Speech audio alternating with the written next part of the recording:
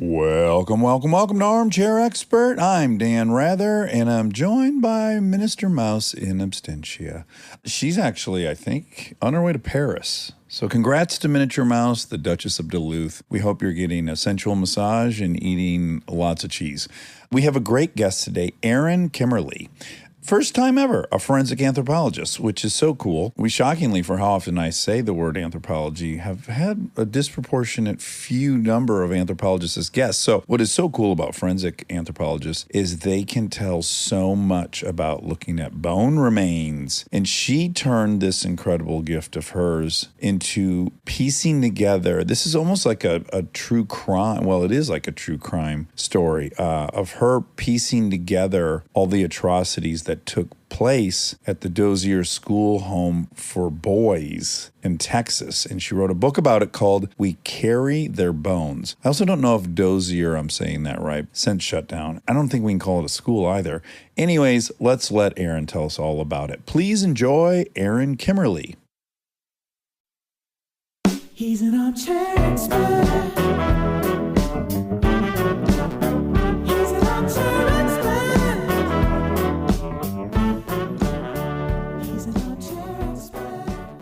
Hello. How are you doing? Good, thank you. How are you? Wonderful. Are you in Santa Fe, New Mexico? Nope, Tampa, Florida. Okay, you have kind of an adobe shelf behind you. It's very reminiscent of the Santa Fe tradition. Yep, I would agree. It's a new house. It just moved in. Well, great. It sounds like maybe you did what I did, which is buy at the height of the market, just right at the apex. I think I've done it 3 times now in my adulthood. I have a knack for doing it. You're in Tampa Bay? Yes. Do you ever bump into TB12? Have you seen him out on the town? No, actually, I haven't. Oh, he's hard to miss. Yeah, he's a 6'5" guy. Yeah, very attractive. It sounds like maybe you don't even care if you bump into him. Is that fair to say?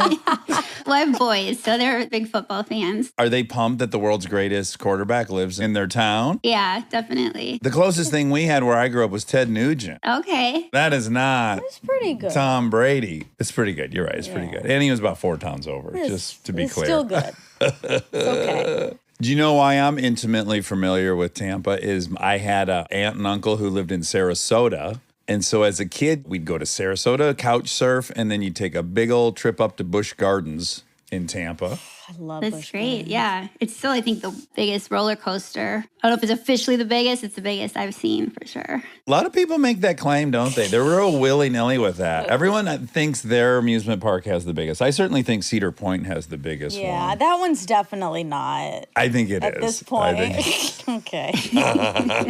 Where are you originally from, Erin? I know you went to school all over the place. Yeah, Minnesota. You have a kind vibe. I get this. Yes, also very Scandinavian looking. You guys had what, like a Six Flags? That's right. I don't even know if they're still open. Of course not. It was terrible. It wasn't.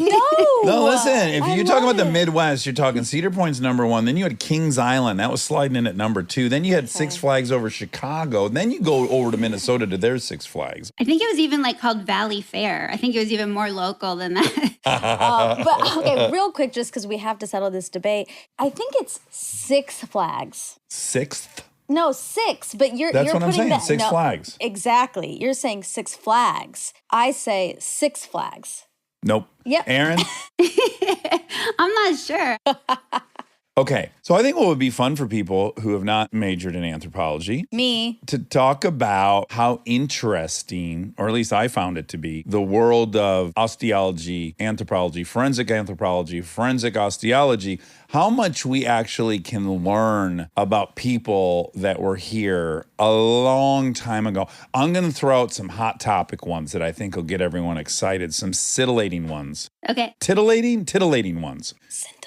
Scintillating and titillating? Yeah. Okay. People have maybe heard the Mayans were doing brain surgery. And you'd go, how could they be doing brain surgery? There's no way they could do brain surgery. And The way we know this is there are skulls that not just have the markings of having had an operation, a procedure, but most importantly, evidence of it healing. Oh, wow. So it's not that they just chopped a hole in the skull and then the people died. It actually sealed back up. So we know it was successful brain surgery. Was that one of the things that excited you when you first got into this? Yeah, definitely. One of my first jobs at a college was actually at the Smithsonian, and they have a huge collection from all over the world, but they have a very large Peruvian population as well, just skulls. And you're right, it was called trephination, and there's all this evidence of surgery, and people survived, the bone is healed, and then sometimes there's multiple surgeries. So they survived one and maybe didn't survive the next one. Uh-oh. And there were different methods. So there was different ways in which they would sometimes drill or cut into the skulls. So it's pretty interesting. Yeah, they were largely doing it, am I right, with stone tools, like advanced stone tools? Yeah, they would have had to. Was there any evidence of ether, like anesthesia? Well, they would have had local spirits, right? Especially Peruvians had this fermented beverage they drink. I forget the name of it. From the coca leaves, yeah. I would imagine that they did. I don't know what they gave them, but you would have to have had something and sit so very still for a long time. I can't imagine like hand drilling through bone. Oh, God. oh my God, Erin, I never even thought of, that length of, it was an all-day affair, I'm sure, maybe even multiple days. That's true. Yeah, that's a good point. You have to come back to it.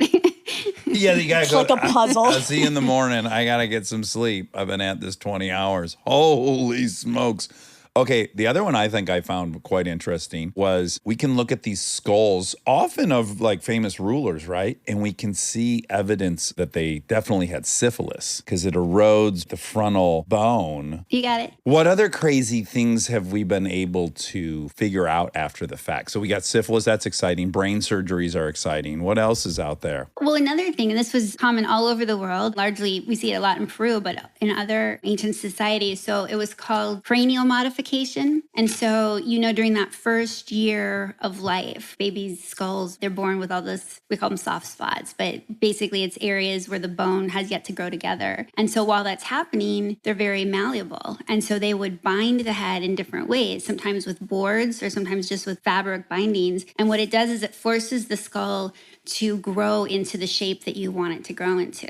And probably it was a sign of status and maybe kinship. And there's all different ways in which you can put pressure on the skull as it grows to then change the shape of it. For example, like today you might see if babies get a lot of flattening in the back of their head, you got to turn your baby, roll your baby, or else they put little helmets on them to make the head nice and round. That wasn't always just round that was valued. It might have been other shapes. Conical? What's the craziest shape you've ever seen? Sometimes very conical, probably where there was like a board on the frontal bone and the occipital, and so it's very flat. Oh, top hat like. Yeah, kind of. Oh, wow. Really quick, we just need to acknowledge that baby thing. When I see a kid in the grocery store with that helmet on, I'm like, that kid's number 3 or 4 in birthing order. Because your first kid, you got in your hands all the time. They're up. The second one, you pick them up a little less. That third one just lays on its back until it stand up and walk. Pretty much. That could very well be. I never thought of that. Well, here's some things I remember. You would think, how do they know how old? They'll say, oh, we found a set of bones of a human and they were 14. I think people go like, how on earth do you know this? I found this fascinating. Yeah. So your femur grows out, not unlike your brain. It's not fully formed. It's growing out and out and out. And at the top or both ends of your femur, you have the condyles, those 2 little balls. And before you're an adult, there's a gap in the shaft. Oh. Yeah. I said shaft to keep it sexy. Yeah. And then ultimately they fuse in adulthood. Your femurs are now fused with the condyles. That's one way, right? You can pretty much say, given the size and the lack of fusing, there's a 14-year-old. Yeah, and so all the bones grow that way, essentially. Oh. And depending sort of what stage in life, you can use different methods or combinations. So with infants and babies, you can measure the long bones, and that's a really good indication of their age. As you get older through childhood, and as you said, through your teens, your bones continue to grow and fuse together. So it's not just the size, but it's what age different bones fuse. And that occurs into your late teens, some of them into your early 20s. And then we use dental age. So the teeth, how they're erupting, and the baby teeth are falling out, the adult teeth are coming in. And so we can use kind of a combination of methods. It's a lot easier to age children because they're growing and changing so rapidly than it is adults. Once you get really over 50 or 60 years old, it's all degeneration. Your bones are starting to degenerate and you're forming arthritis on the joints. And so it's a lot harder to distinguish, for example, if you're 70, 80, or 90 years old, skeletally. Some holes, maybe? That's right. Yep. It'll lose density, start to structurally collapse. You'll have vertebra, like your spine will start to collapse onto itself. Oh, wow. Okay, I'd had that class, the osteology class in anthro. I'm at my sister's boyfriend's parents' home. The dad is a big game hunter. He's killed everything in Africa, right? Their whole basement, it's just all taxidermied animals and bones and whatnot. So he said, I want you to check out this elephant bone I got. You got to look at how big this femur is. And I said, oh my God, you killed an elephant? He said, oh yeah, one of the big five. And I said, Oh, God. didn't you feel a little guilty? He said, oh, no, this was an old bull. It had already procreated and would have died soon. He hands me this femur, which P.S. is enormous. It's like over 100 pounds for sure. And Erin, I scoped those condyles. It was not fused. Oh, it's a baby elephant. Yes, or minimally a teen. Right. And I was like, did his liar. guide lie to him? Who lied to who? This guy, well, he certainly lied to me, whether unwittingly or not. I busted him. Did you say, this is a baby? I said, I think this is a teen. Oh. I was never invited back over. Well, you don't want to go back there. Is there any other fun disease you can tell us about that affects the bones? I mean, you got like rickets and stuff. I think one of the worst is untreated tuberculosis and a lot of cancers if they progress to affect bone or if it starts in the bone because it just eats away at it and you'll be missing huge sections, large areas of bone. Like termites got in there. Yeah, it's hard to imagine that sort of pain and suffering with that. Back before ibuprofen or Tylenol. morphine. Shout I out guess they did Tylenol. have They're some sending poppy me in certain something. areas. Tylenol sending you something? For my sinus infection. Oh, okay. So after you're at the Smithsonian, you then go away and you get your master's degree and you get your doctorate degree.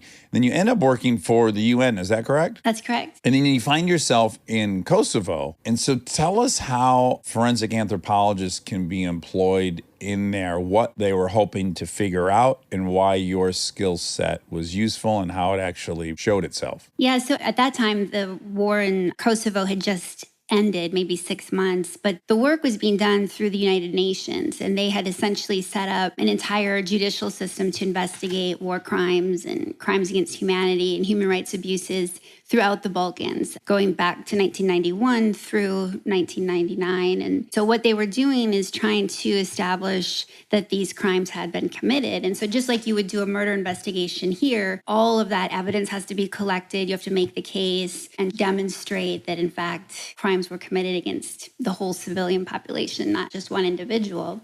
So you had to really show patterns and who the victims were as a people, not just individually, but because of their religion or because of ethnicity. And so what they were doing was excavating mass burials that had been created and individual burials that were created in Kosovo where people were killed, trying to use all of that evidence in The Hague as part of the criminal proceedings. Okay, I have a gnarly question, which is generally when I think of your job, I think of pulling out bones, but I imagine if you're only 6 months out from the war, you're dealing with corpses, right? There's soft tissue, there's all kinds of stuff. Yeah, it's as much with soft tissue as it is with dry bone. Oh, man. How you have the stomach for that? Now, look, I can handle bones. I've done it fine. 6-month-old corpse, that's a whole different endeavor right there. I mean, you get used to it and it's part of the job, but you have to just process it down to get to the bone because ultimately that's what we want to look at. In the case of the Balkans, people were shot multiple times and there were explosions of grenades and mortars launched at them. And so there's just a lot of injury. And so that's what you do is you get all the bones, glue them back together, literally piece them together, and then try and explain what the injuries are to show their cause of death. And then that this was a systematic pattern. Well, and with the thesis of the investigation being that this was a genocide, right? Not a civil war, if I remember it correctly. Right. So again, as you already mentioned, you need to kind of identify them as a group, not just individually. So how are you establishing that they're Muslim or Christian? What giveaways are in the bones there? Well, for that, it wasn't necessarily the bones that was the evidence. We'll just take Srebrenica as an example. That was in Bosnia, but there were thousands of men killed within a couple of days. And so they had rounded up the civilians, taken their luggage, taken all their passports and papers, and then killed everyone and buried them in mass graves. And so there was evidence of the fact that they have civilian luggage. There were Quran and papers that, even though we maybe don't know who's identified individually yet based on the bodies, we can see that collectively all these papers show names and who people are in terms of ethnicity and religion. And then when you look at the actual evidence in the grave and the remains, people's hands are bound, there's blindfolds, they're shot multiple times, they're shot in the back of the head. So none of that is consistent with actual death in lawful warfare. Right. People are injured and then killed. It's a crime to kill injured soldiers as well as civilians. So all of that has to come together and then be used in the prosecution. Because, you kind of see this and you're standing in this grave with 100 or 200 individuals who are killed in this way, and you think, what defense is there? The whole thing was played out in front of cameras and media. It's not like no one knew what happened, but it was often that this was lawful warfare. So a lot of the evidence then was showing that this was in fact civilians who were targeted. Oh, wow. Now, is there an added component of you being on the scene there? That place isn't crawling with women. And back to it's your job and you get used to it. Do you think you had an extra layer of, I gotta really not show that this is bothering me because whatever misogynistic stereotype exists about me being weak and emotional? Like maybe men would have been like, oh, this is fucking disgusting. Like they would have been able to commiserate without fear of being exposed as not cut out for it. Yeah, that's a good point. The team that we worked on as well was very international, being set up through the UN. And so I think at one point at our biggest operation, there were probably 20 different first languages among just the forensic crew in terms of people coming from all over the world. And so you're working on this international team and people come with all kinds of different ideas and expectations, particularly about the role of women in some of these jobs. So there certainly were a lot of women part of the team, but depending on where people came from, they might have very different expectations of it. Did you know you were going to get into this type of human rights element of anthropology when you were studying it? Not initially, not as an undergrad, but in graduate school, I think that's what really drew me to biological anthropology. And that side of it was this idea that you could use forensics and the court system to enforce human rights. So I think just by nature, being drawn to the sciences and then having a low threshold for sort of the negotiation and the political side, where if you do human rights work, so much of it is political pressure, negotiation, media. I love this idea that science was something a lot more concrete and you could present it in court and enforce human rights in that way. And that's what was being done in South America and then Rwanda and then ultimately the Balkans and now so many other places. As much as I had loved anthro, the thing I hated about it at the end of the day was, oh, it's just knowledge for the sake of knowledge. There's no application. We're never going to recommend anything. We're culturally relative. We're going to observe. We're going to figure out how everything works, but we're not going to push policy. What do we do with this? Yeah, there's really no application to it. And then how interesting that this really is an enormous application of the knowledge in that you can seek justice and you can push human rights forward. It feels like the most empowering leg of the whole field. I think so. I mean, I think today there's applied anthropology, and so you'll see it in different areas. Medical anthropology is a good example where people are working on public health issues. But you're right, and that was one thing that I was always very frustrated with in anthropology initially was this over-relativism, this idea that we're here to study and learn the culture, but we don't want to influence it or make judgments or, like you said, recommendations and things like that. Today, it's a little more common that people are trying to apply it and really say, how can we make this relevant and useful for modern day problems? Okay, so I knew nothing. In fact, I won't even know how to pronounce it. Is it the Dozier? Dozier. Dozier. So I've never heard of the Dozier School. Your new book, We Carry the Bones, is about the Dozier School, which was a place in Florida. Could you tell us out of the gates what the Dozier Boys School was? It was set up in 1900 as a reform school. Boys and girls initially who were charged with a crime were to be sent to this reform school to be educated and given job skills. And it was an alternative to the convict lease system, which is is what Florida had instead of prison. So you were convicted of a crime, you went to work. More recently, they've called it chain gang, but it was basically a convict lease program where you'd be forced into hard labor for a period of time. So the idea was to get children out of that system. And they built this reform school, and it was open until 2011. That's when it closed. Yeah, a minute ago. Where I grew up in Michigan, if you got in trouble, you went to juvie. But juvie was Children's Village. That's what it was called. But that was definitely a state-run facility. Was this a privately run facility? No, this was a state-run facility as well. It was initially set up with what was called a board of managers and a superintendent, and they reported directly to the governor. Who was Arthur Dozier, who it's named after? He was a long-term school employee who ultimately became the superintendent and was there for a long period of time. The name changed ultimately and was named after him. Throughout its history, it's had 4 or 5 different names, and they've changed, usually following scandal or some massive investigation that helped them rebrand. Over its 111-year history, approximately how many boys were there? Thousands. I mean, at its height in the 1950s, it had almost 1,000 boys there at a time. And it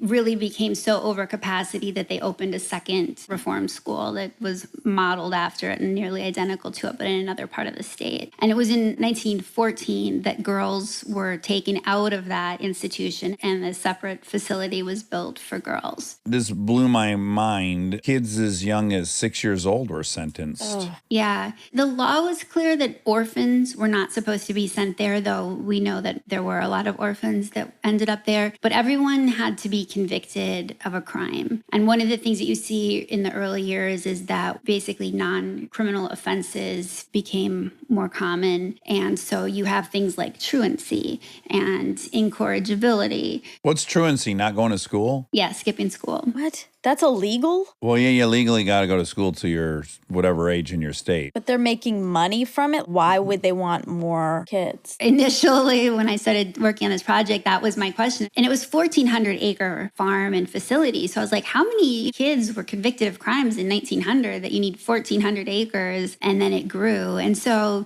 like most things, you can look at what is the financial benefit. So what they end up doing is hiring kids out for labor and also developing a number of industries run through the school. So for a long time, they did all the printing for the state of Florida. Oh my God. They manufactured over 20,000 bricks a day. They had a huge agricultural complex. And, you know, they would write and lobby the legislature, hey, we can't get the crops in. We need boys to stay longer and we need more of them. Oh, they were just running it like a business, a vertically integrated business. They were. Ooh. Yeah. That's not really. yikes. Do you see fads over the decades? Like, can you break it into eras, this 111 years? Did you see like, okay, truancy was a real common way to get them in there at one period, then it kind of transitioned? Have there been waves of different popular crimes? The first 50 to 60 years, the biggest trend is you see a lot more Black boys are sent there, and especially for the non-criminal type offenses. Over the more recent years, through the 1980s and up until the time it closed, it became a place for much more violent offenders. And when it actually closed in 2011, it was what they considered a maximum security juvenile facility. It shifted like that. I think in the early years, though, you see kids sent for a lot of different reasons. And a lot of the men that we talked to that were sent there in the 1950s and 60s, many of them were sent there for trespassing, riding in a stolen car, things that we would consider pretty minor today. Yeah. And there has to be a huge spectrum of both the inmates and the parents' reactions. There had to be people that wanted their kid out of the house who was always in trouble, and they had their hands full, and they're like, take him. And then there had to be a lot of presumably Black parents that were like, you're taking my baby away from me because he was not in school and was trespassing somewhere. How much variation was there among the parents, and what recourse did they have? Did they fight? What happened with the parents over that period? One of the things that struck me as really interesting was that what was the recourse? And a lot of people have asked that too, and said, well, why didn't the parents demand their release or intervene or do something? I think they did, actually, in many cases. But the one thing that was pretty common thread of the boys and the families that were sent there was poverty. This was also a time before civil rights legislation, which means as a juvenile, they didn't get lawyers. They would be basically taken into custody, tried before a judge, and then sent to the school, taken to the school, and the parents would be notified. So imagine my going through that Lord. whole court proceeding and you don't have your parents, you don't have a lawyer. And you're 6. Oh my God. Oh, Yeah, there's a number of things going on there, but it fundamentally to me was like the story of why civil rights were and are so important, because you just see what happens when there's no protection for anyone. A lot of children had, physical and mental disabilities, all kinds of different things. And what you see too is what often was needed was some type of social service intervention.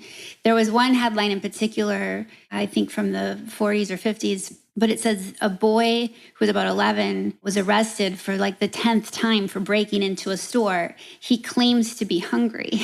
And so you go and look at his family story. There's, 7 or 8 kids living in extreme poverty in this family. And he probably was hungry, and which is why he kept breaking into the store to steal food. And so it's just this story of not just Florida, but I mean, Florida's a good example. It does not have a history of social services and intervention programs for families in need. So for people who haven't seen some of these great documentaries that kind of break down what the prison system became, if I could do it justice in 12 seconds, it'd be like we ended slavery. Many of those states tried to figure out, well, how do we continue slavery without having slaves? And one of the ways to do that was you see an explosion of them building prisons. You see an explosion of them being arrested for things that previously they hadn't been. You see new laws on the books to make sure they become criminals. And you see this whole machine start up that just starts incarcerating now the newly freed Black folks at an inordinately high rate. And so I'm assuming, of course, that juveniles were not spared that process. You summed it up very well there. And actually, what you see after the Civil War and through that period known as Reconstruction and even to this turn of the century is this increase in laws, right? New laws all the time that are basically designed to control the movement and place of people who are Black or non-white. Just the one thing to mention about that, the school itself was segregated until the late 60s. And so it was essentially 2 separate campuses that were nearly identical. It was a road in between them. One was for white boys and the other was for what they called colored. And the point of that term is that it was anybody who was basically not white. So you could be African American, Latino, if you were gay, if they just perceived you as gay, if you basically were unliked. And you see even, especially with kids, because here in Florida, we have so many Cuban and Latin population that you see them moved sort of between the 2 campuses, if you will, where they couldn't quite figure out where to place people sometimes. Well, and I'd imagine it's also used as a prison within a prison. So it's like they still have a last card or a little bit of leverage. It's like, we'll send you over there.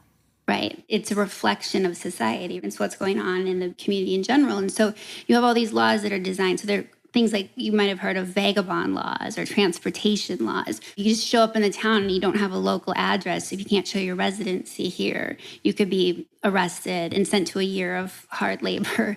There was an increase in many different types of laws like that. And so what you see is this explosion then in those who are incarcerated. There was often what's called a labor boss who would show up at court, pay the fine if you couldn't pay the fine for whatever your offense was, and then they are now responsible for you. So your clothing, your food, your medicine, if you will, your lodging, suddenly you're racking up a bill. So you have to not just pay off your fine, but now you have to pay for all of these expenses that are incurred during your, quote, incarceration. And that's how you end up with a year, 2 years, 5-year sentences for what would have been like a $2 fine. And this is like indentured servitude. It is really, yeah, it's a very similar type of concept. And what you're doing is, working in the turpentine industry or picking oranges or agriculture, the railroad. And it was very common then that people would die in this system. It was brutal and there was a lot of abuse. And they would be buried, in some field or end of the road or along the tracks, wherever they were working. So when this happens with the school, what we see is the people who actually start the school, they lobbied to get it in their town, and they were the labor bosses who had been working the convict lease system and former plantation owners in North Florida. When you first brought up this school, it sounds great at first when you're like, instead of sending them to prison, it sounds like some sort of rehabilitation. You give them a trade. Give them some skills. Exactly. And I'm sure that's how they sold it on its surface, but it just goes to show you really have to deep dive into some of these things. I think it's also worthwhile and fair to mention our modern value of children is drastically different than the 1900 value of children. Societally, culturally, 2 of your 5 kids died. Like, people are so used to their children dying. If you look at Abe Lincoln, all the kids died. George Washington, all the stepkids died. Everyone's kids died. It was a different proposition. Yeah, childhood was viewed very differently. And what comes about later with civil rights legislation is also all of the child labor laws, because it was very common for children to work Minimally in farming, that's why you had kids. Like, it's very customary and historical for you to have kids to work your farm. That was fine. So it's like, oh, now they're going to go work a farm across town. It's not as abstract as it is for us today.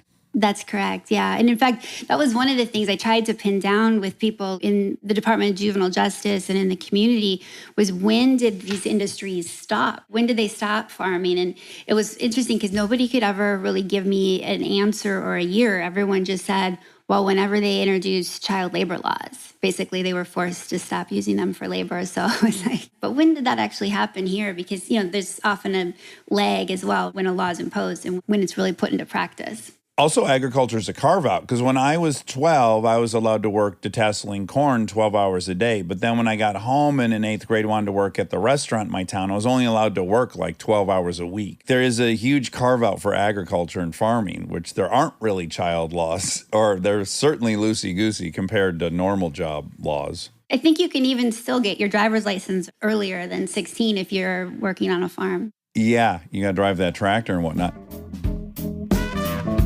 Stay tuned for more Armchair Expert, if you dare.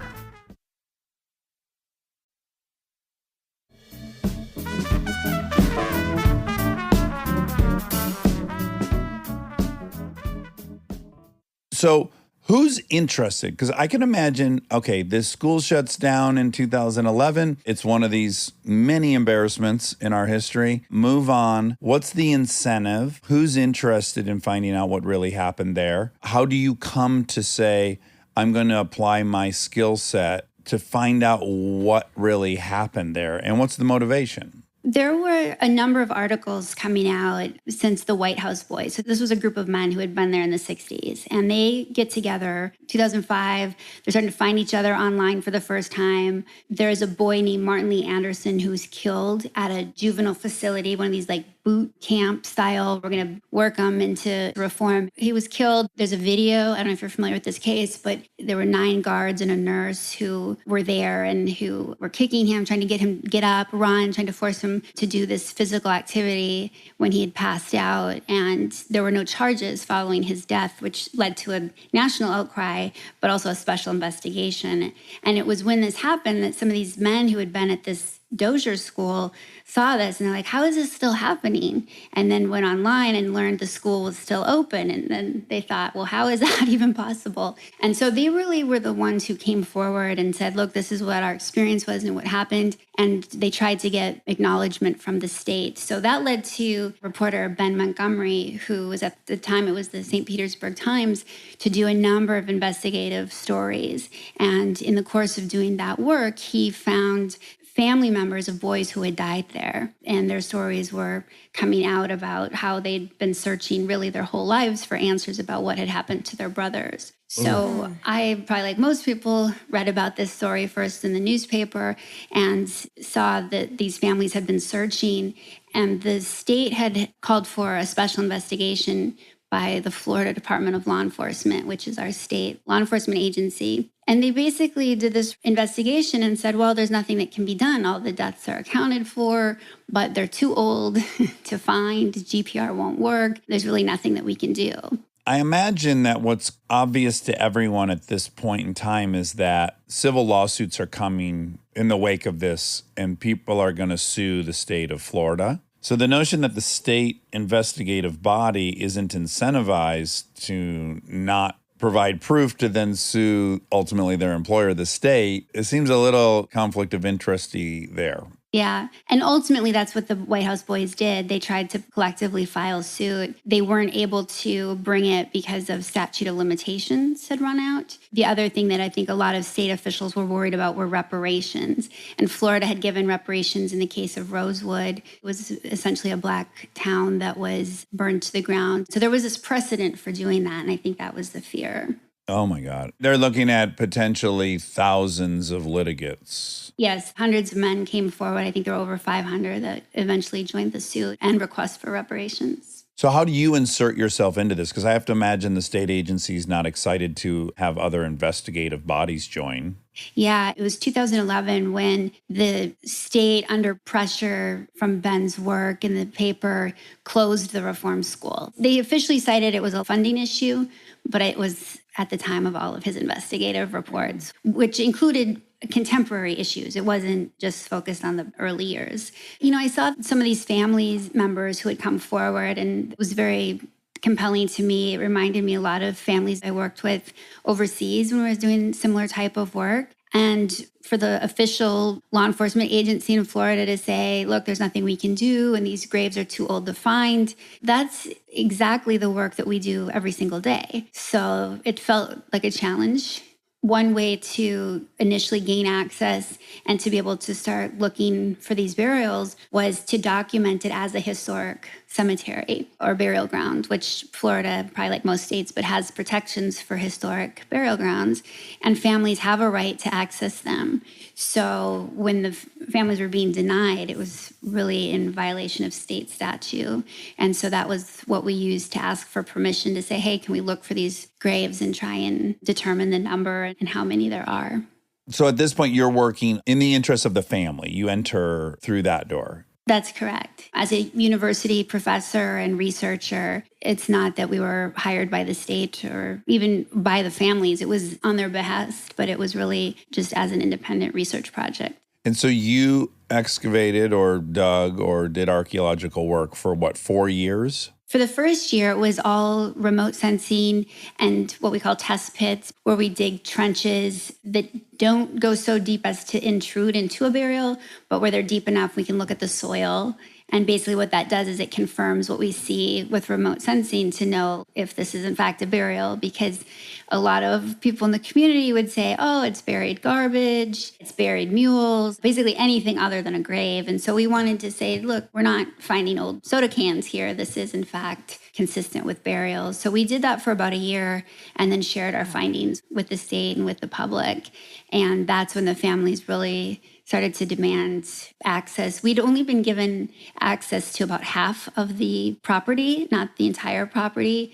And so there was concern that there might be other burials on the other part of the property that we didn't have access to. There are some visual indicators like a half a meter down where the soil's richer, I imagine. It's browner. It's got more nutrients from the decomposing body.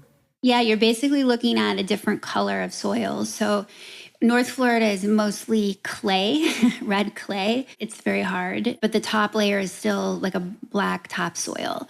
And so what happens when you dig a hole and then you fill that back in, those layers get mixed up. And you'll see that in the soil for years, for thousands of years. It's why archaeology works. That's what we were looking at, is where's the sterile, never dug a hole soil versus what's been dug into. Over the first year, how many graves did you find? We estimated 50, and the school had said there was only 31, and the state investigation said there were only 31. So this was a difference of 19 that the state had missed. And for those 19, those families never got any acknowledgement that that had happened. Presumably, what would they say? They had run away or something? What was the common excuse? I don't know that there was ever an explanation. Certainly not in the more recent, 2008 investigation by the state. At the time, what we learned is that when a boy would die, the family would basically receive a letter saying that he had died and was buried on campus, or a telegram, and they were unmarked burials. Many years later, crosses were put up in that general area to commemorate that this was a burial ground, but those didn't match actual graves, and they certainly didn't reflect the number of burials that were there. And once you started excavating, S or X first? X, okay. What kind of pathologies do you find? What kind of things were you discovering on the bones? For the 31 they acknowledged, they must have had a cause of death. And now you're looking at the bones and you can compare those. What were you finding? Officially, what the school had said and what the state report reflected was these boys had died from a flu epidemic. Some of them died in a fire. The dormitory had burned down, and then accidental death or no cause of death. And what we found is that even in those incidents, and yes, the 1918 flu epidemic around the world was devastating, but what happened is that the school officials abandoned the boys on the black side of campus. And days later, the state physician came through and found that the children were there without clothing, food, medicine. In his report, he wrote, "The dead are stacking up." They were giving medical treatment to the white boys and not the black in general? Yeah, they had just completely abandoned that side of campus. How is that obvious in the remains? That was really from historical research. When it came to actual physical remains, they were fortunately preserved enough. We were able to get DNA out of a lot of them, but they were not so well preserved that we could say much about cause of death. Flu itself wouldn't leave evidence on bones, but if there was any sort of trauma, for example, that you would be able to see on bone, but the preservation was poor in that case that a lot of them we weren't able to confirm what the official record said. In this investigation, you found evidence of sexual abuse, starvation, beatings. How do you determine that? And how many of these deaths were obviously due to some kind of foul play? First, it was a massive archival and sort of historical research effort, right? Where we're going through every state investigation, the school reporting, death certificates, and then talking to family members. So we're interviewing what was the family told and what did they believe, newspaper accounts, basically any type of historic or written documentation that we could find. Putting all of that together, you definitely see the patterns. For example, 9 boys died after running away. Death certificates will say something like, one boy was shot by person or persons unknown. He was just left out of the state investigation in 2008. So a lot of it really becomes more circumstantial, where you see this pattern and you see where the discrepancies are, both historically and in the contemporary record. What we would love to do is be able to then look at each skeleton and say, okay, what was the cause of death? But just due to preservation, we weren't able to confirm that or be able to say in a lot of cases what happened, other than put together this body of work that included all these other lines of evidence and basically share that with the family. A lot of them had never known that. They never had that information in the past. And I'd say for the public, for the historical record, even if there had been evidence of crimes, most of the, quote, bad guys were deceased or the statute of limitations had run out. So in terms of holding anyone accountable criminally or under a legal context today was very difficult. And that was one thing we tried to really message and share throughout the process, was that sometimes justice has to come in different forms. Because if we say, well, we can't prosecute, therefore we're not going to investigate, which is a very sort of old-fashioned law enforcement perspective, that just shuts down the whole process, which is what happened. So our message and our point was that it's not just about criminal prosecution, it's about knowledge. Sometimes that's justice. It's about knowing the truth and setting the record straight. Some of these boys were never issued death certificates, even well into the 40s. So it's making sure that that record reflects what happened to them. Yeah, that they didn't just vanish from history. First and foremost, there's just a huge reluctance for us to acknowledge what's happened here. I think you saw it both with our story of Columbus, with how Native Americans were treated, with African Americans. I think before we can address any of our current day social problems, we have to know how we got here. And there seems to be a total reluctance to acknowledge how we got here. And so, yes, this is just one other big piece of history that likely would have just never been learned. Do you know off the top of your head what the asymmetry was between the population of black boys versus white boys relative to the overall population of Florida? Were they being incarcerated at 3x, 4x, 5x? Right. I can tell you this, of those who died, it was about 75% Black boys. Oh my God. In a state that never had a majority Black Right. population. Minimally, we know that. Right. I think I'm struggling a little bit to answer that is just because the demography also did shift over the years. So even in early years where maybe there were more white boys than Black boys, the Black boys that were there for those non-criminal offenses more often. It's a little bit nuanced in the sense that you see these patterns in all different types of examples of where there is a racial bias. You know, it's the numbers, it's the number of deaths, it's also what they're sent there for and what parts of Florida they're coming from. You see different years where it's heavily in one or two particular jurisdictions, which makes me wonder about sort of the judges and the sheriffs and who was sentencing, because suddenly there's an explosion of population in central Florida, which today is still most sparsely populated parts of Florida. And yet you have the huge numbers of boys that were sent from that area. Yeah, that's a good point. There's so many variables. There's their overall disproportionate number in there, and then what crimes they've even be sent there for, and then once they're there, their death rate. How does it differ? Now, what's wild about this case is because it was shut down in 2011, there's tons of survivors from this. And for your book, you've talked to a lot of these guys. Talk about a traumatic experience. What kind of stories did they tell you? What kind of long-term disorders did they pick up from this experience? What did it do to their worldview? How aware of the fact that their experience on planet Earth was so dramatically different than other kids on planet Earth because they only knew other kids that were going through that? Like, where are they at in their understanding of the trauma, and what kind of things did you learn in meeting them?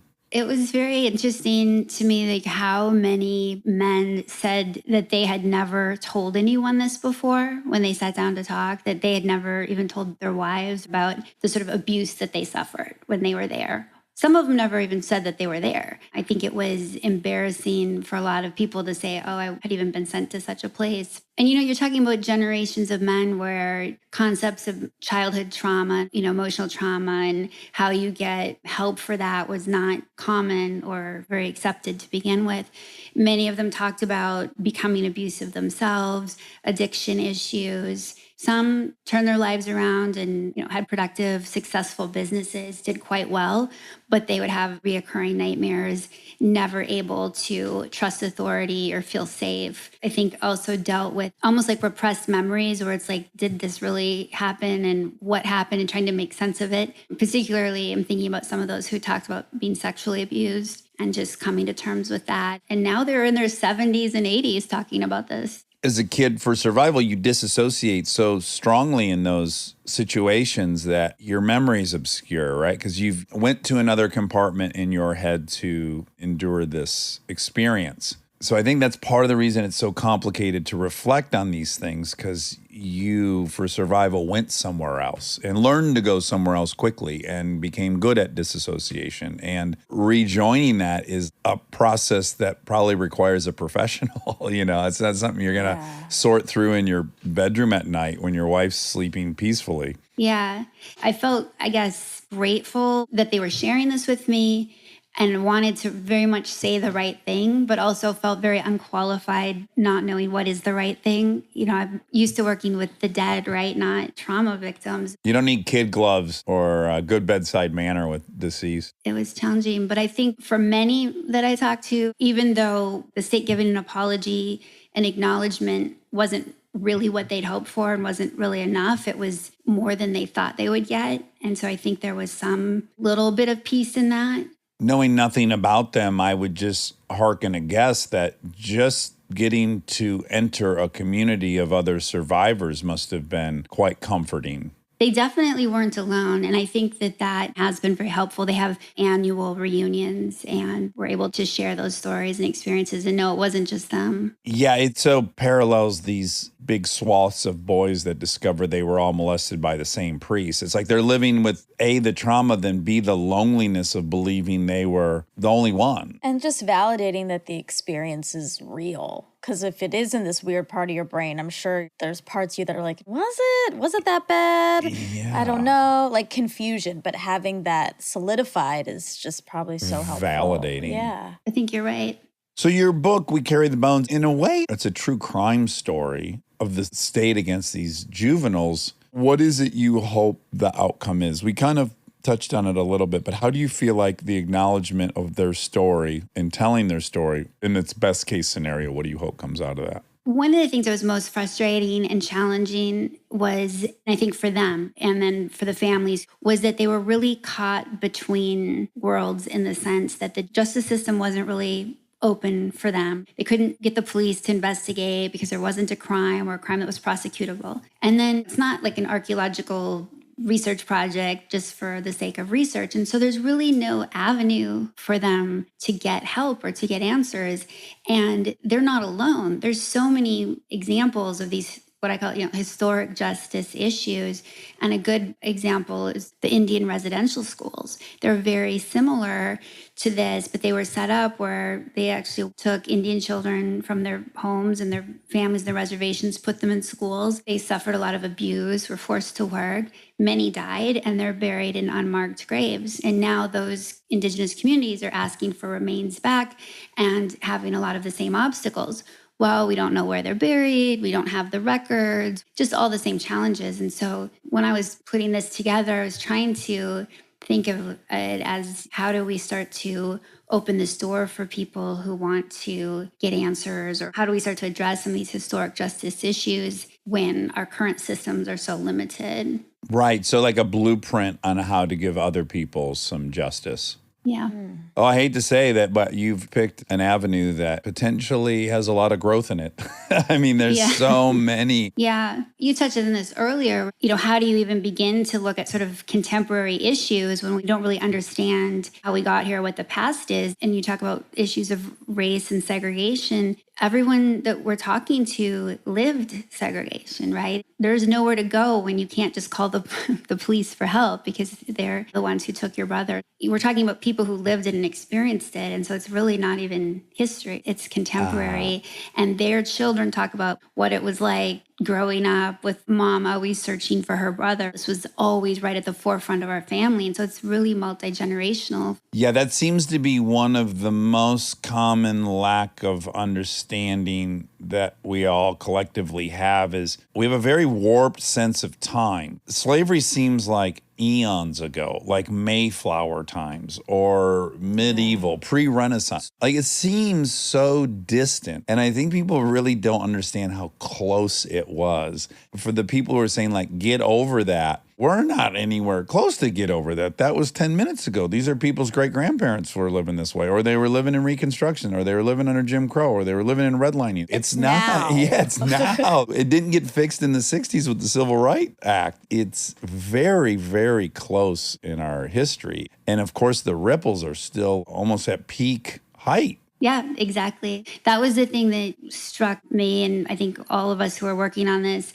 just over and over, is that this is today, and people would constantly ask like, well, how did it go on so long? It's like, it's still going on. If you think, well, how did they not stop it then? It's like, well, how do you not stop it today? That's the question. And if I can make a case for them, I will say this. I think there becomes this binary option on the table. What are you saying? It hasn't gotten better, or we've made no progress? And it's like, no, yes, we've made progress. And we're still very much in the ocean of waves that came from it. They're not mutually exclusive. But why are they doing that? I mean, I'm sure there's some emotion underneath, like why they feel protective of the fact that there's been progress. Well, I have friends within the Black community whose grandparents are like, guys, you don't understand how good you've got it. I marched. I killed myself for this. This has gotten better. Like, you have to acknowledge this movement that we all broke our backs to create. Yeah. So I think you can honor that. Yeah. And also keep pushing hard and recognize the finish line's not even in sight. Really. And it's so easy to backslide. I think there's some knee jerk which feels like it dishonors the work of so many people. That I understand on some level.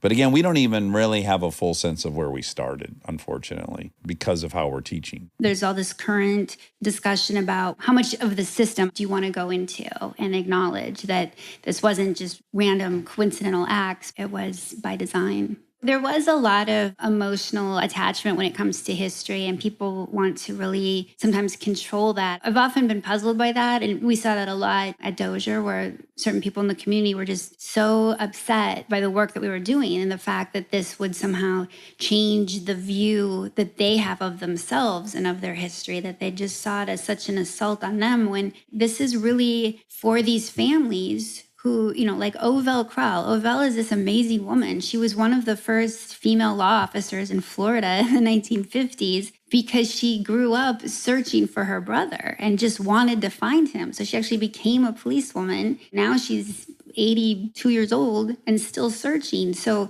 this is just about her and finding her brother. Yet it was just this pull and tug because, it just seemed like it would just collapse their worldview of themselves. And so they weren't going to have it. They just were very opposed to it. Cognitive dissonance is uncomfortable for everybody. People don't love holding two conflicting opinions in their head.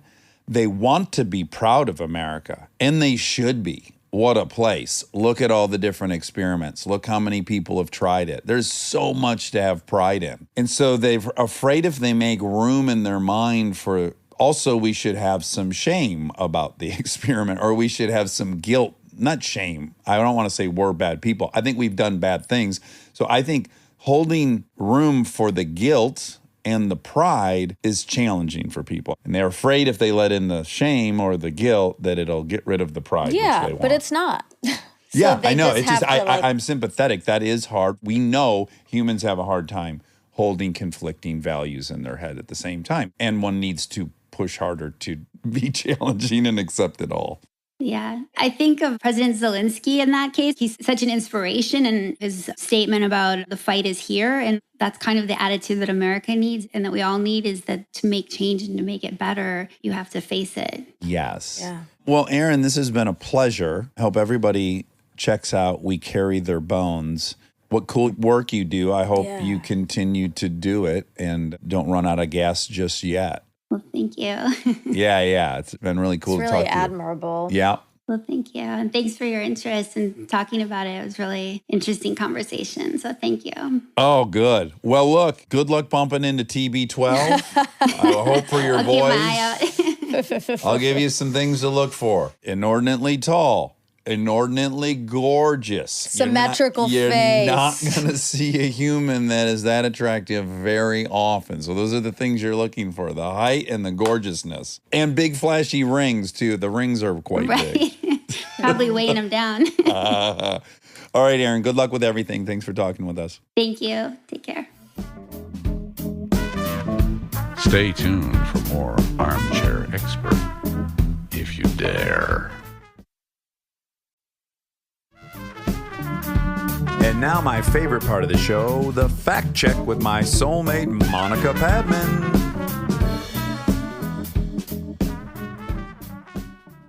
Oh my God, you look European already. I do? I've transitioned? Well, you've got a smart turtleneck sweater on. Uh-oh, are you there? Uh-oh. Hello? Hi. Oh, scary. Really scary. Do you think that was you or me?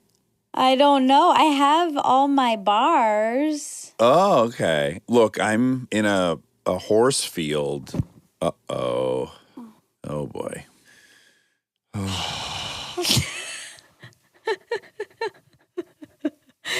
This is getting really scary. I know. Interrupt us 3 times. And you're in your pajamas. Well, I just woke up and journaled.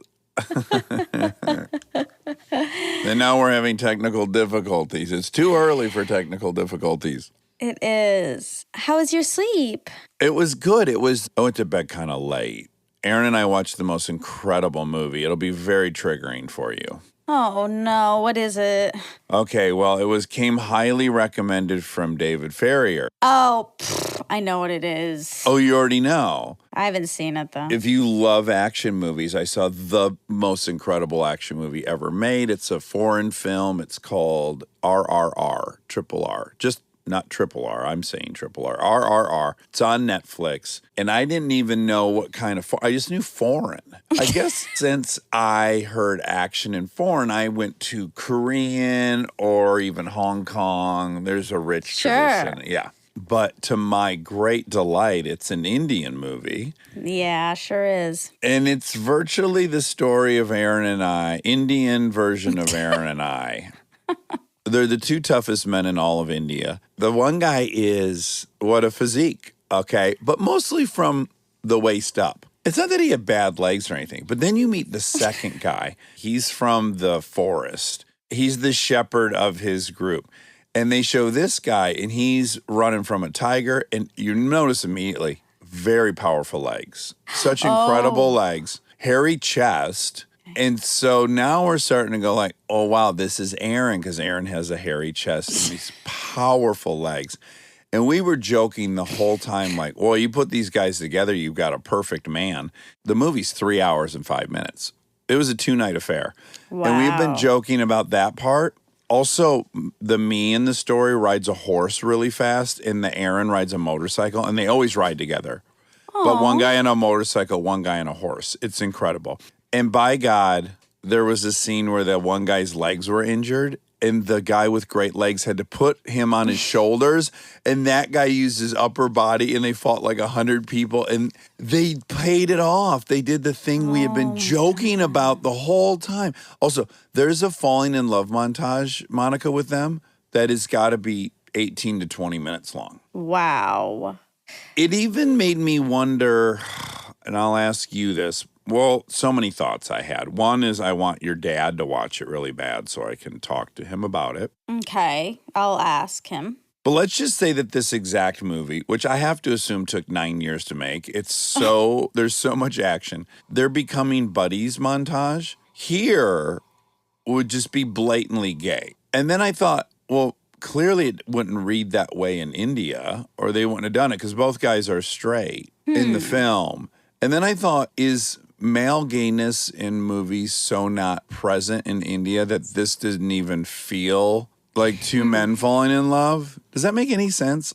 It does make sense. I don't know enough about Indian movies to know, but I do think the culture... Are there openly gay men there? I think so, but Okay. it's probably less, and it's behind us, I would say. So, Sure. yeah, my guess is that they didn't see that as homoerotic. That's cute that you guys watched it together. Tell me about Spain. I'm in a field watching an Indian movie, and you're in Spain. I'm in Spain. What's happening there? We're having the best time. Have you already eaten a million great meals? Yes. So we're in San Sebastian. I immediately, even upon arriving at the gate at LAX, flying Air Iberia, it just reminded me it's good to sometimes go to places where English is not the first language. Right, okay. Because it makes you remember that we're insignificant? It's humbling. It's like, like we just think, I mean, not we, I won't speak for everybody, but I'm just like not thinking about, ironically, I'm not thinking about what it feels like to be an outsider. I mean, it's all I'm thinking about. Right. It feels good to remember what an outsider feels like. Yeah. And I obviously think a lot about Anna, our friend, who's Venezuelan, who moved here when she was 18. And Spanish is her first language. Right. And she speaks great English. And that's kind of what I was... Yeah, her English is 1,000,000 times better than your Spanish. I mean, it's not even in the same... It's not in the same world. And I was like, oh my God, good for Anna. Because I didn't understand anybody. I've taken collectively pretty much 8 years of Spanish in my life. And I don't know That much? anything. What can you say? I almost started this conversation with, hola, ¿cómo está? Muy bien, you too? Oh, really good. So you can do it. That's all I can do. That's all I can do. All you need to know how to say is cuánto cuesta. How much does it cost? How much is the check? Yeah. Yeah, because that's what you're doing there. It's true. Oh, we went to museum. Okay. Museums aren't for me. Yeah, I feel you. In general, like, I'm not going to go to the museum. Like, I don't need to go. My thing with museums is I am a little bit bored, and then I feel also like a Philistine. Sure. Like everyone else is enjoying something. I can't. Yeah. Like I'm left out of this whole thing. Yes, that's right. Like, I'll be a You're little just more bored. straight bored. You don't feel less than or. Not really, because sometimes I think, like, people are just making it up. Well, okay, that's a good thought. So then we went, though, to this artist who's from San Sebastian. He's a Spanish artist, and he does sculptures. And so they had this museum, and it was outdoors, and had a lot of his sculptures. It was very cool. I liked it a lot. That I would like. I took a picture by one, a Thomas Price sculpture. That's not the artist that was showcased, but they had one of his sculptures, too. And he's an English artist. And this girl was looking down at her phone in the sculpture. And so I stood next to it and looked down at my phone. We took a picture. Was it called La Monica? Yeah, Oh. it was. How are you doing with the time change? Fine. I'm still adjusting, but it's been fine. I'm 7 hours ahead of you right now. Well, yeah, it's crazy that it's evening for you there. Now we're having the reverse of what you and I had when I was there. Exactly. And it really is the reverse because I was in New York. Remember when we did a lot of ours? Yes. So East Coast. So, okay, something gross, so trigger, I guess, for people. Trigger warning. So my flies came. Oh, congratulations. But it's like they too were many flies in confused? 1 month, because I just had my flies. Right. Yes. I just had them, and then that's when I started my eggs. Right. And then what happens, And you have I not guess- returned to birth control either, right?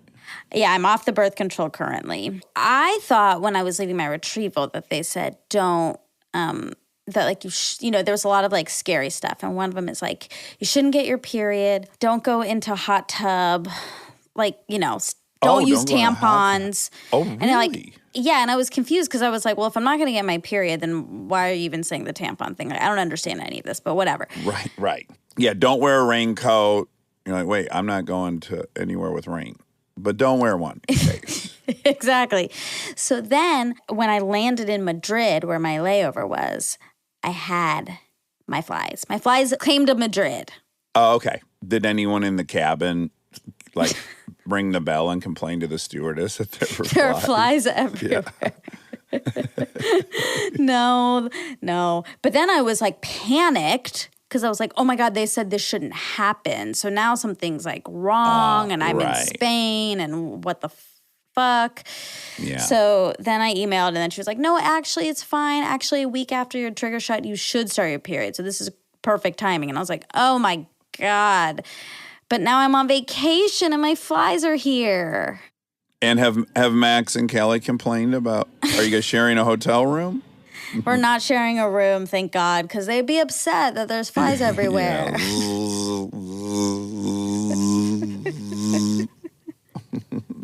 Yeah, but then I was like, oh, and I can't wear tampons? She was like, no, you can. And I was like, I'm very confused. So anyway, I have Spanish tampons. Ooh, are they better and more organic? Are they made from an unbleached cotton? They're Tampax. Oh, good. Premier trusted brand. But I did buy, you might feel threatened by this. Uh-oh. I did buy some Non-Hello baby Bello wipes. wipes. They didn't have them in Spanish. We should convince the store to order them. We can have them in I Spanish. should have. You're right. You're right. I should have. So I bought these Spanish ones. And what's the name of them? Agua something. Oh, that sounds great. They're great. Oh fuck. Okay, they're better than Hello Bello, it sounds like. No, I'm not going to say better, but they're great. I'm going to bring some back so you guys can touch them and stuff. So you guys can touch them and stuff. Yeah. Put them on the counter and we'll poke at them. Some R&D. I also bought some strawberry Orbit, which felt like something they didn't have in the United States. Sure. Yeah, that does sound like a one-off, a novel European product. But yeah, we're having so much fun. So yesterday, we woke up, we had our free breakfast. That's where you get your money back. Oh, right. Right. That's when you stick it to them. Free breakfast. I had a soft-boiled egg. I thought of you but you had those in New Zealand. Right. But I still love a soft-boiled egg. I do too. So I've decided I want to get some soft-boiled egg cups. What is that? That's how you prepare one? You know how they sit in those little like cups? Oh, well, the Kiwis just drizzle it all over a salad or whatever other thing you order, right? Again, cereal, they're going to put it on top of some Frosted Flakes. They're going to put it in your glass of orange juice. It's just it's going to be everywhere, right? Oh, so you've never had it in a little like vessel? Dish? No. Oh, it's so fun. So they have it in this little like cup, kind of like a little pedestal. It sits in there in its egg. Okay. Beautiful. And then you take the little top off. And then you use a spoon to eat it. Oh, that's like French Laundry. Oh, you do that at French Laundry? Well, they somehow in French Laundry, they saw or Dremel the top of the egg off, like the top 10%. And somehow the shell's in perfect tack, and it's like it's nature's little bowl. Yeah, exactly. That's what's happening at this place? Yeah, I think it's pretty common for soft-boiled eggs. That's how most people eat them. Oh, I'd only seen it there. I thought Maybe they were it's the just only people European. doing it. Okay. Anyway, so I want those. I'm going to get you some for your birthday because it's your birthday. No, my birthday's over. What would you call those? Great question. Soft-boiled egg cups. Oh, okay, great. That's pretty intuitive. What is the cuisine? It's Spanish tapas? I wouldn't say tapas. Isn't that their thing there, tapas? Yeah, but in San Sebastian, they have pinchos Oh, what are pinchos? instead of tapas. And it's really cool. It's like you go into town and all the places basically have like these like cases of food, and you walk in and you're like, I'll have that little risotto and I'll have that little like croquette and I'll have this, and it's small. You take it, you eat it, and then you go to the next place. But no, you don't sit down really. Like you're like finger you have food. like kind of. You have like a few bites, and then you have a cider, and then you go to the next place, and you have some other bites, and you go. It's so It's fun. a pub crawl, but with snackies. Exactly. Wow, what a Exactly. novel, incredible thing. And they have this special cheesecake that you can only get here. Is it damp? Is it? It's runny. Is it a paste? It is runny. Yeah, it's so good. You'd love it. Anyway, it's delicious. It's been so great. And then today we had another amazing meal. It Already? was for lunch, because it's 5 here. It's 5. Yeah, and it's at this place called El Cano. They're known for this giant grilled fish, and they grill it in these baskets, and then you come out and it's this whole fish, and then they like slice it up for you and stuff, and it was so good. Fish? And it was Well, you love not your stinky. fish. It didn't I love stink up. fish, but it didn't stink. Okay. Don't the Spaniards, aren't they doing the siesta in the middle of the day? Have you noticed that? And then they go out really late, like Josh Hutcherson was saying. And also, have you bumped into Josh Hutcherson? I've looked. I've kept my eyes up here. Like your camping trip. Yeah, exactly. Okay. Seems I likely. haven't run into him. It's Okay. so beautiful. It's just everywhere you look, it's a postcard. Is it by any water? Yeah, do you want to see something? Hold on. Yes. Can you see it? Holy smokes. Oh my gosh. Can you see it? Oh my gosh. What It's a reveal. incredible. What I a know. reveal. I had no clue that was behind you. I know, because I wanted to keep the curtains closed for sound, but it's Oh, just so pretty. oh my God. Is the door wide open? It's closed right now. Oh, it is? Where are the seams for it? I'm right Oh, I can't tell from here. there. Oh my gosh. You're in the presidential suite. I'm not. Oh I'm my not. God. I know. Can you hear me? Hello? Can you hear me? Uh-oh. Hello? I can't hear you nor see you. Now I can't hear you. Can you hear me? Yay! Yes, everything's Wow. now I can see you and hear you. Ay, ay, ay. That got so scary. What do you think happened? I don't know. Stuff keeps happening. Stuff is happening. Well, big update from the road. Erin hurt his knee incredibly bad. No, what happened? Okay, so the first day we got here, we unloaded the bus and unloaded the motorcycles, and we were zipping around this property. It's like a horse farm.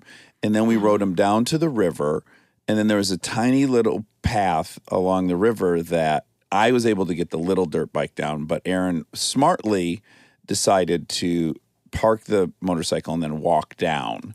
Okay. And then we swam in the Colorado River. It was suspiciously warm. Like, we were like, oh, this feels a little hot for a river. Like, is it, bacteria laden? Blah, blah, blah. Anyways, when Erin was walking down the path, it was like clay on the steep bank. He fell and he heard a loud pop in his knee. Oh, no. Yeah, so day one, he just kind of powered through it. We went to dinner that night and he kind of ignored it. And then when he woke up the next morning, he was fucked. He's like, I don't think I can walk. I think I need surgery. So we had to go get crutches. Wait, you're talking about in Austin then? Mm-hmm. This is like 3 days ago. Oh, no. So we had to go find crutches at CVS. We had to go to 3 of them, but we found crutches. So then 2 days ago, we went with him on crutches to Barton Springs. We were there for several hours, and I had to help my young son with his crutches down the cement stairs so he could get to the water. And then we swam in an area of Barton Springs. I had never swam in the shallow end so that Erin could be in the shallow end. So he soaked in there. We did more stuff, but limited. And then yesterday morning, I woke up and I'm like, I got to let him off the hook and just say, like, you're free to go home. Don't feel any pressure to stay here with your knee miserable. But then after the medicinal waters of Barton Springs, yesterday he was still very fucked up. He might need surgery still, but he was able to get around way better yesterday. Okay. And he was able to walk without his crutches. And we went back to Barton Springs, and he was able to go in the deep end and more medicinal healing. Oh, good. Yeah. And then we watched the incredible F1 race in Spa. And if you were impressed a few weeks ago when Max had started in 10th and finished 3rd or something. Well, Max started in 14th yesterday because of grid penalties for a new engine or some mechanical penalty. Started in 14th. At the end of lap 1, he was in 8th place. By lap 14, he was leading the race, and he won the race by 20 seconds over Perez in like a full minute over the other guys. Holy shit. It was bonkers. It was one of the most determined, head and shoulders better than everyone. It was incredible. That's awesome. Yeah. There's no discounting that. What are you going to say? Yeah, the dude started in 14th, and he ran away with the race. It was something to witness. That's incredible. I'm sad about Erin. Poor Erin. Yeah. The only upside of Erin being hurt is now I can really care for him.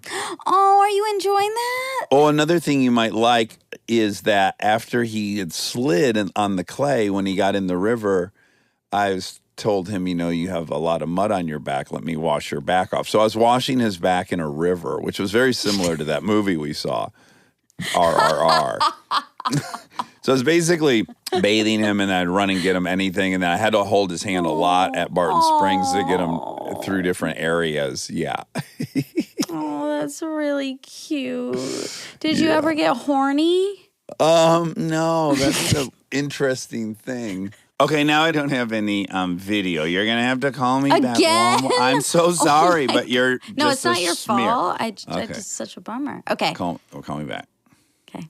How about now? Oh, perfect. Oh, This so whole much. fact check is Reconnecting. yeah. If we had to title this fact check, it would be called Reconnecting. Yeah, and commitment. Commitment, stick-with-itness. Yeah, stick-to-itness. Stick-to-itness and with-itness. Okay, so I was asking, did you get horny? Sadly, I did not. That's the thing about Erin and I. We could have been married now for 40 years if we just had that. I know. I'm sorry. But you still want him to be your baby boy. Yeah, I want him to be my tiniest baby boy, but nothing sexual. Okay. Actually, this came up on the trip because Callie fell. Oh, no. How? Before I got there, she had fallen. She took a big spill. And while she was Walking? falling... Yeah, she just fell. Sometimes she falls. So Okay. Is she clumsy by nature? Who's more clumsy, you or her on the clumsy scale? That's like the Kinsian scale. Who's clumsy? I'm not very clumsy, although I've been spilling on my shirt a lot. And you've been wearing a lot of white, I would imagine? Today I'm wearing white and I spilled olive oil. Yesterday I spilled twice. We're blaming it on my enlarged breast due to my egg flies. Like they're getting in the way, or your whole equilibrium's off? Is it Getting in the way. Like Okay, it's all the right. shelf, you know? Sure.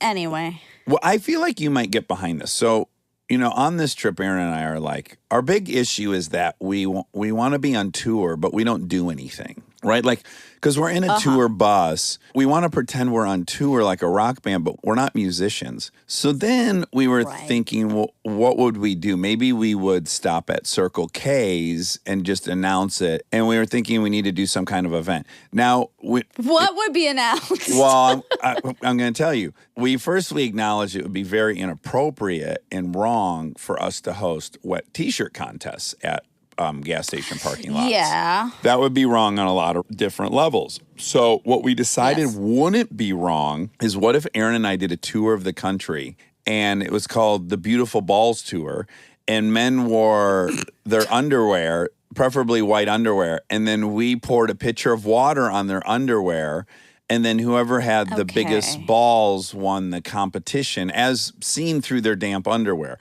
Do you think this would be a great tour that people would want to witness? Basically a wet underwear contest for men, and not for penises, but for testicles. And then we pour the water. We have like many pitchers of water, and the men line up, and then everyone cheers, and then we judge, and then the prize money is $100 for at each gas station. Oh, 100. And it could be a gift card to that gas station. And we were wondering if either Come and Go or Circle K would want to sponsor this tour of Best Balls in America. I thought immediately you would love to attend that.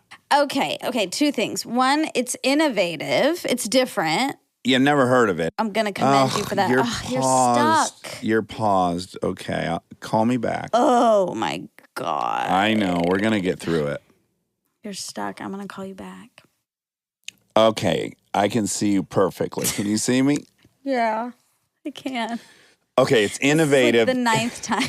Okay, it's innovative. It's playful, right? It's not It's playful. It's like borderline. It would be overtly sexual if we were not straight. But now it's just kind of playful. Well, but it's going to get sexual. It's going to be like RRR. Well, for some of the bystanders, you mean? Like the spectators? Or do you think the guys competing will be aroused? Yeah, I just think it's naive to think that event's not going to turn sexual. But walk me through for who? Sorry.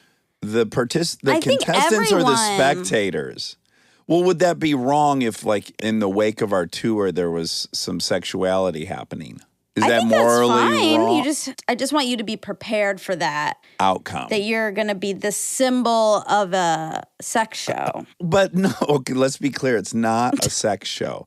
It is just applying excessive amount of water to probably white underwear on men to see, who's got. What I like about it, too, is I have a hunch the winners are going to be unsuspecting. When the contestants roll up, you're not going to think that guy has the biggest plums. I feel like it's more of a hidden. Like that. Yeah. Yeah, I feel like it's going to celebrate the underdog. I think it'll be surprising. I love the underdog. Okay. What just happened? It's just breaking up, so I'm trying to Oh, no. adjust to see if it's. I know. It's hard to talk to you today. Well, it's not shocking. I'm on oversell on a farm, and you're in Spain. I mean, all things considered, pretty good. Stick to itness. Yeah, lots of stick to itness. the don't quit fact check. Okay, well, So you're listen. not green lighting or poo-pooing it. I think I should just be there for the test shows. And as a judge. Although if you're the Oh. judge, it does make it a little sexual. Like as Erin and I as the judge, Yeah. it's very objective. Like we wouldn't be wooed by the person's charm or the rest of the package. We would solely be awarding best balls in America. Dax, come on. You're very swayed by charm. Okay, well. I want you to sleep on it and then tell me if you think it's a pretty worthy endeavor. Okay. All right. Okay, so Erin, which I Yeah. really liked. I liked that she had turned her degree into something useful and helpful. Yeah, she found some application for it. Yeah. I don't have very many facts, which is good because I have low battery and Okay. we're across seas. Okay. Okay, you said that kids who work on farms can drive before they're 16. Right. Yeah, it says between the ages of 13 and 16, a young person can legally drive a tractor during agriculture, horticulture, or forestry field operations. 13, that's young. And I'm sure they bend the rules. They let me drive the bus when I was a detasseler. They let me drive the school bus from one end of the cornfield to the other. And I was only 12. So they were making some little exception. Wow. Okay, so she said Busch Gardens was the tallest roller coaster. It's not. Yeah, It's no not. way. But you wanted it to be your roller coaster. At Cedar Point, of course. Yeah, and it's also not. Uh-oh. Is it in Asia somewhere or Middle East? No. Kingda Ka, Six Flags Great Adventure, USA. Whoa, where's that? It's in New Jersey. Oh, congratulations, Garden State. I They should know. change their official motto to tallest roller coaster state. But you'll be happy to know the top thrill dragster, Cedar Point, is number 2. Okay, that's reassuring. There's 2 Cedar Points on here, actually. Oh, really? Oh, Yeah. two roller coasters at Cedar Point. Uh-huh. Yeah, that doesn't shock me. It's an incredibly well-appointed park. You love it. It's your fave. I love it. It's good to wear matching outfits there with your suite. But you also might get, oh my God, maybe your business can be the wet ball contest, yeah. at Wet underwear the contest, I parking guess. lot. But, and also you can incorporate wet butt cut. Oh my God, the biggest wet butt cut. I don't know if we'd have to measure it with like really fine instruments. Okay, and then the breakdown of gender of anthropology. This was 2016. 70% graduates women. Okay, right. So it's still very female heavy. And those were my facts.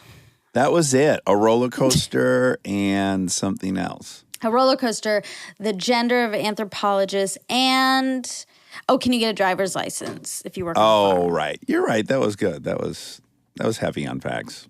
This fact heavy.